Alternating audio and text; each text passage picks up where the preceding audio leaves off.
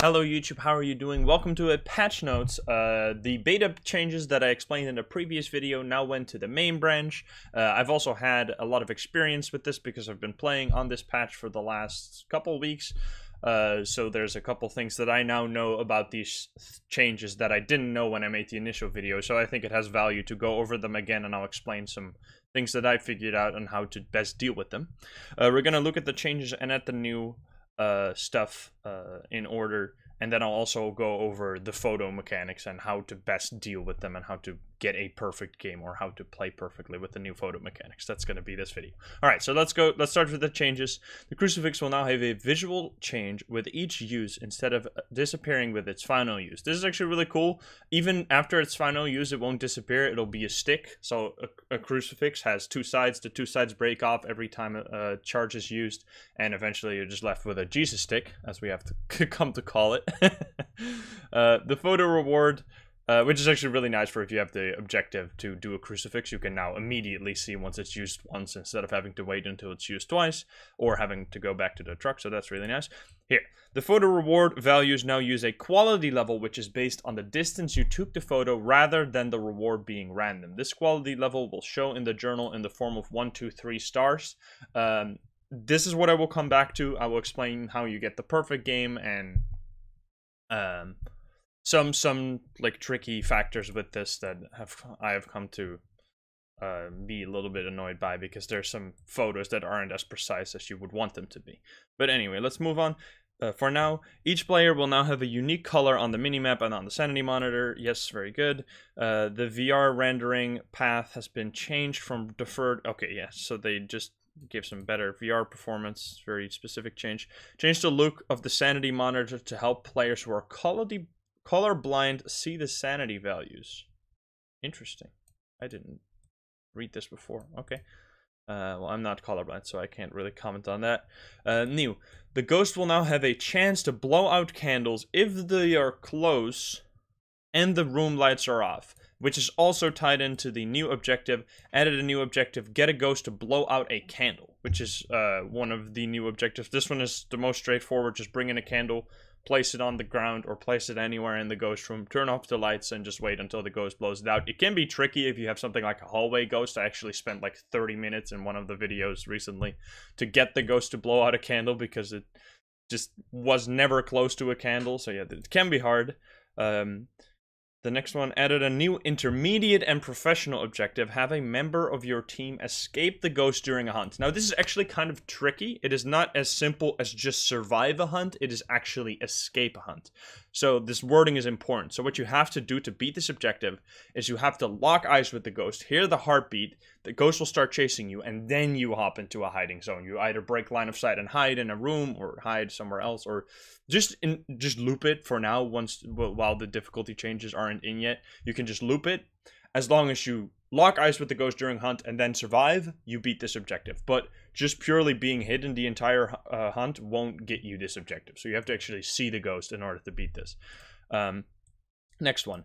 Added a new professional objective. Repel the ghost with a smudge stick while it is chasing someone. This is a killer objective. It is only on professional, and it has actually gotten me killed a couple times already. Again, with this one, it is important that you lock eyes with the ghost and then repel it with a smudge stick. You can't do the thing where you are in a locker, you get the ghost to go to your locker by yelling at it, and then you use the smudge stick in the locker. That will also affect the ghost, but it won't mark this objective.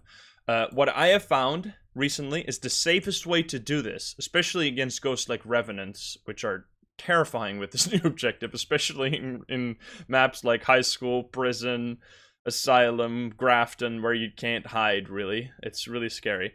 What you can do is lock eyes with the ghost, make them go to you, and then as soon as you lock eyes with the ghost and you realize that they're coming for you, light the smudge stick, throw it at the floor, and immediately hide. You throw it on the floor where you break line of sight with the ghost, which means that the ghost will check that location, will get affected by the smudge stick, it will mark the objective, but you'll already be out of there. You don't want to hold the smudge stick, which is what I used to do and how I have died before, where you light the smudge stick, hold it in hand, wait for the ghost to come close to you, and then use the 5 seconds of the smudge stick where the ghost starts wandering to get out. That is just not enough time. You want to have as much time, especially against Revenants, Well, this is more of a Revenant save. Against normal ghosts, you can just smudge them and then loop them. But this is also for the future where they will make ghosts faster. This will be the safest way to do it. You light the smudge stick, throw it on the floor, get the hell out of there, and then the ghost will be affected by the smudge stick. You don't have to hold it for the ghost to be affected. So that is a tip that I have found while playing with this. That is the safest way to do that. Added a new multiplayer objective, get an average sanity below 25%. This is only for multiplayer, as it says, and it's very simple. Just get below 25% sanity and you mark the objective. This is really cool, but I've not had a chance because I don't have this. Added a support for B-haptics, tacked suits, and face covers. I don't know what this entails. I don't have this myself. I will possibly get it because it sounds really freaking cool. But yeah. Let's see. Added a new with the VR change to forward rendering, MSAA can now be used with VR and will default to 4 times MSAA if enabled in the graphics settings. Basically, there didn't used to be anti-aliasing in VR, I think, and now they have that, or better anti-aliasing, which just makes the game look smoother, basically. And this one added a post-game screen showing some stats about your investigation. It's also cool. There's some caveats with this where some stats are not completely properly tracked.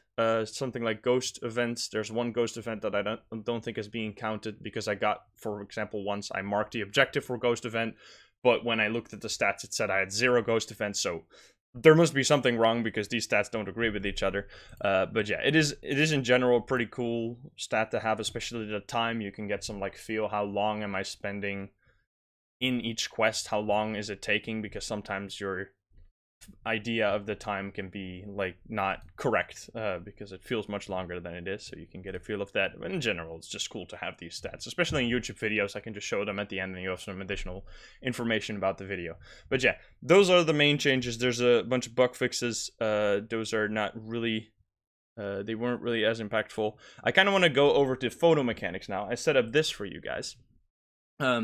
There's not much information out there on this. I've made a guide on this, which also includes this, but they changed it now with a star system. So you have 1, 2, 3 stars based on the distance of the photo, where you take the photo to the photo point, not to the thing that was interacted with, to the fingerprints, to the footstep, to the ghost. The distance is all that matters. So the closer you are, the better your photo will be. 3 stars to max, and 3 star is what I will base my explanation on, because if you don't get all 3 stars, you're likely not to get the perfect game anyway. The best idea, just the TLDR, is try to fill your book with 3-star photos. And if you do that, you get much more money by default than you used to get before, because it used to be completely random. Now, if you get a bunch of 3-star photos, you'll actually get most of the time you'll get like a pretty high reward, like 35 or 30 or something like that, whereas before you would get 20 for the same kind of photos. So that's great. So what do we have? I have made 3 windows. The first window to the left up is the photo score. Each photo has a specific score. If you take 3-star photos, this is the score you will get. You will get 100 for the ghost photo, 70 for the bone, 60 for the Ouija board. Fingerprints will give you 50. Interaction and footsteps are the same with 40. Dirty water and dead body are both 30. So dirty water and dead body are the worst. Ghost is the best. That's how you should read this. Then next to that is the money, which is what you're shooting for. These are the ranges in which you will get different kinds of money at the end of a quest. You want to, if you get 500, which is the highest, you'll get 40. If you get 0 photos, you get 0. And it goes in these tiers. So if you get anything less than 50, if it's more than 0, of course, it will be 10. Anything less than 100, more than 50 will give you 15. Anything more than 100, less than 200 will give you 20. And these ranges will give you 20, 25, 30, 35. So you're shooting, if you want to get the perfect game, which used to be basically impossible, now it is very much possible. There's a couple ways to do that, which is what I have at the bottom here, which is the perfect game setups. But first of all, for this to work, you need to get 3-star photos. How do you get 3-star photos? Being very close to them. Ghosts are very simple to get 3-star photos. It seems very lenient. If you're just at a normal distance, you'll always get a 3-star. You really have to push it to get to a 1-star. I haven't even seen a 1-star photo yet. But there's some very tricky stuff with interactions. Fingerprints are fairly easy, just get close up to the fingerprints, but interactions are fairly tricky, which has me actually kind of been avoiding taking normal interaction photos and mostly sticking to taking them off of the Ouija board, where you just ask the board a question, then you take a photo from up close because you know exactly where the interaction point is going to be, because interactions are kind of tricky. If the ghost throws an item, let's say it throws a cup across the room, how the photo works is you don't want to take the photo where the cup ends up, but you want to take the photo where the cup started its yeet. So if it gets thrown across the room, you need to remember where was this cup, and then you can kind of figure out the location with the EMF reader, because it will be the same spot. But it'll make getting those close-up photos so much harder, and sometimes you miss them, which in that case you immediately forfeit your chance of a perfect game, unless you have like fingerprints ghost and you have extremely high scores so far. So it makes it a lot more tricky to take interaction photos, especially the photo after a ghost manifestation. If the ghost shows itself, you take a photo of the ghost disappears. You used to be able to easily take an interaction photo where the ghost was before. That is a photo you often see me take. However, that photo is so incredibly hard to get EMF, to get a 3-star on, that I've just stopped taking that photo entirely. I only stick now to items that I see move close to me. I saw it move from one spot to another spot, so I know where the original position was, and I take a photo there. It is kind of unfortunate that it works this way, because it makes it just pretty hard to get good interaction photos. Something like a phone ringing is much easier, because if you hear a phone in high school ring or something, like, you can just get close up to the phone because you know where it is. But stuff being thrown is now much more confusing, and you'll miss a lot of photos if you don't know this simple trick that it is the original position rather than where the item ends up, which is kind of counterintuitive. So that's important of the star system. Just try to get up close enough. Same with the bone, just crouch on top of the bone and just take a photo, stuff like that. It's very simple, just get close. But the interactions are kind of tricky. So let's go to the perfect game setup, which I've set up the main ways you get a perfect game.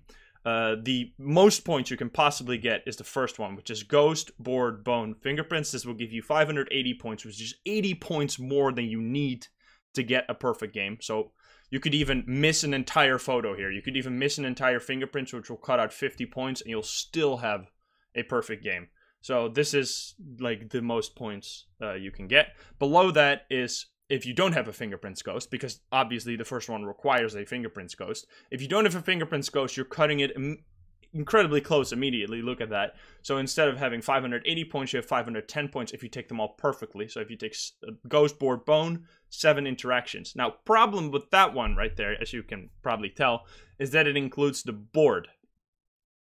Sadly, the way it works with the points now is that if you don't have the board or you don't have a fingerprints ghost, you can't get a perfect game. You need either fingerprints or a board to get a perfect photo score. So if you don't have fingerprints, you don't have a Ouija board, you simply cannot get 40 for photo rewards, because the most points you can get at that point is ghost, bone, 8 interactions, and this will lead to 490 points. So you're 10 points short of the perfect score, which is really sad. I kind of wish they would make that possible, because now some games are just, when you load in, you can't get it perfect, which kind of sucks.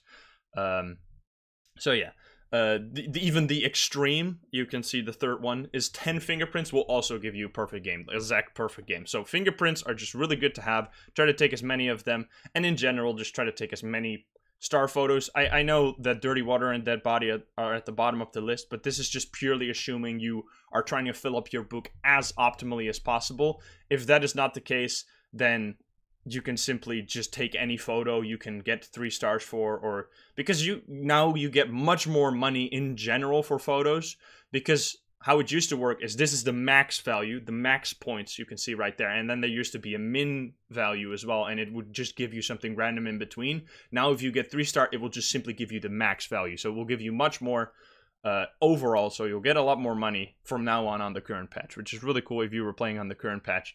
But yeah, I thought I'd go over the patch again and explain some things that I found over my time playing with it. I hope this was informative to you.